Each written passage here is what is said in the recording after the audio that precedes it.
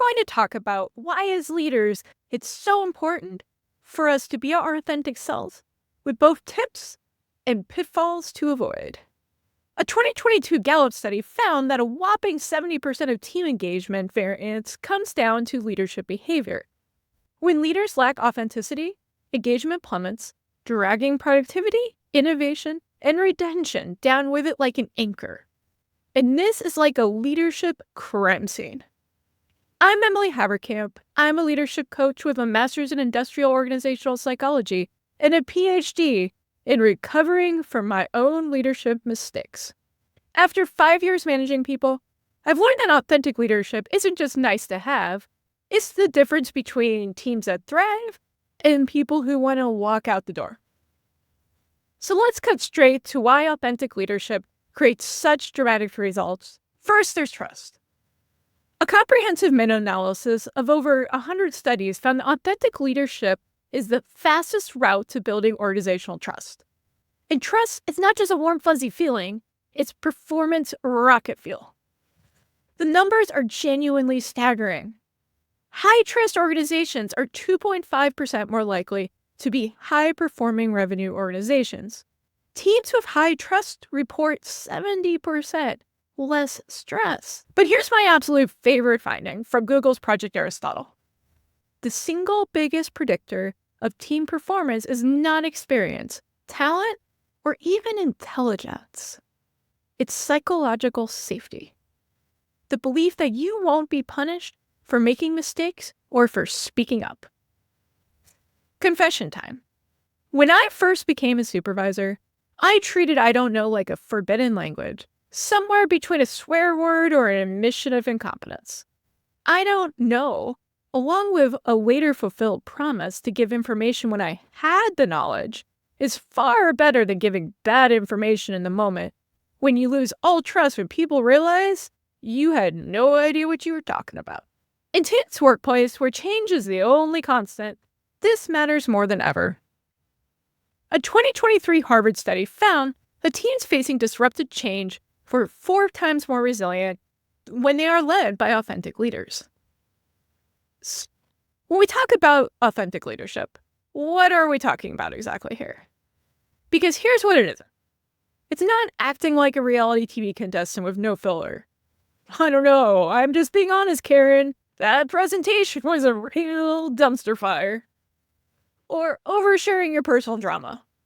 Let me tell you about my messy divorce during our budget meeting today. Or a license to be a jerk because that's just who I am. And we've all met that person. According to Harvard professor Bill George, authentic leadership has 5 dimensions. First, there's self-awareness. That's knowing your strengths, weaknesses, and values.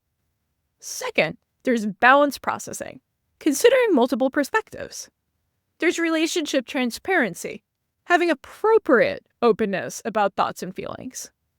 And then there's internalized moral perspective, self-regulation, guided by values. And finally, purpose-driven leadership. In plain human language, know yourself. You're honest with others. You live by your values, and you're working towards something meaningful beyond just quarterly numbers. This common thread isn't just a personality type driven thing. It's congruence between your inner values and your outer behavior. It's your words and actions playing the same song. So there's a neuroscience behind this connection. Let's get a little bit nerdy, because the science here is genuinely fascinating to me. When we interact with others, our brains are constantly running a sophisticated trust algorithm. We're looking for congruence, matching between what someone says and their facial expressions, their body language, and the things they've done in the past. Research shows that when we detect incongruence, like a leader who preaches transparency, but then clearly is withholding information from you, the same alarm system in our brain activates that we have when we feel physical pain. In other words, inauthentic leadership literally hurts our brain. But when we experience authentic connection with a leader, our brain activates the same reward pathways as when we eat chocolate or we win money. And this brain activity, it spreads through teams via mirror neurons. One authentic leader can literally reshape the neural patterns of an entire organization. And you thought your influence was limited to just approving time off requests and expense reports. Now, let's talk about some of the ways the authenticity, it can go wrong. Because trust me, it can go spectacularly wrong. I step on most of these landmines myself, and I have the emotional shrapnel to prove it. Trap 1. The overshare. There's a difference between appropriate vulnerability and making your team feel like they accidentally stumbled into your therapy session that you really should be paying for. Research suggests that sharing challenges you've overcome actually creates connections, while sharing challenges you're currently drowning in, that creates anxiety. Trap number 2. The take me as I am excuse. Some leaders use authenticity as a growth-free card. Sorry, I keep interrupting everyone. I'm just being authentic. Research found that effective authentic leaders view authenticity as an evolving practice, not a fixed state. Your authentic self should be your best self in progress, and not your unfiltered self stuck in amber. Finally, there's the authenticity paradox. Sometimes, being authentic means acting in ways that may feel unnatural to you at first. If you're naturally conflict avoidance, but you need to deliver tough feedback, the authentic choice is to grow into that discomfort. I know I fell into this trap when I first became a manager. I avoided tough conversations because naturally, I'm just a positive person. My mentor finally said to me, "Is it authentic to let your team member keep failing because you're too uncomfortable to help them?" Ouch. Truth bomb detonated. So how do you actually build authentic leadership? Again, know your values. You can't be authentic if you don't know what you stand for.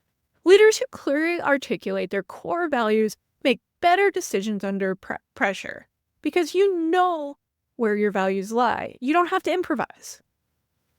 Quick exercise. Write down 3 to 5 principles you refuse to compromise on. These aren't aspirations. They're your actual non-negotiables. Mine include, I'm not throwing my people under the bus to protect myself. And I give honest feedback, even when it's uncomfortable. Write some of your values down in the comments so we can share it with each other. Next, let's create feedback loops. Most of us, we have authenticity blind spots the size of Texas, and I live in Texas. It's gigantic. Leaders consistently rate themselves as more authentic than their teams do. Surprise, surprise. Ask a simple question. When do I seem most like myself when I'm at work? The answers, they may surprise you. You need to practice appropriate vulnerability. The key is appropriate. Effective vulnerability follows a pattern. Share experiences, not raw emotions. Solutions found, not solutions faced. Lessons learned, not just mistakes made. You need to align your words and actions. The simplest but hardest practice. Do what you say you'll do.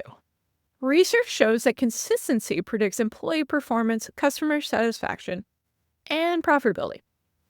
This means no more saying work-life balance is important while you then email people at midnight. Or we value diverse perspectives while shutting down dissenting views in meetings. Your team is keeping score, whether you realize it or not. So here's my litmus test. With the people who know you best, your family, your friends, recognize the leader you are when you're at work. If there's a significant gap, you might be leaving your most powerful leadership tool in the glove compartment, your authentic self. Start small. This week, try one authentic action that feels slightly uncomfortable. Maybe it's admitting uncertainty, sharing credit, or expressing genuine appreciation without worrying about looking soft. Remember, your team doesn't need you to be perfect. They need to be real. And the beautiful irony? When you stop trying to be the perfect leader, you might accidentally become the leader your team actually needs. What's been your experience of authentic versus inauthentic leaders? Drop a comment below. I read and respond to them all. usually while drinking coffee in my pajamas, because authenticity starts at home, people. Thanks for watching. Please like and subscribe if you made it this far.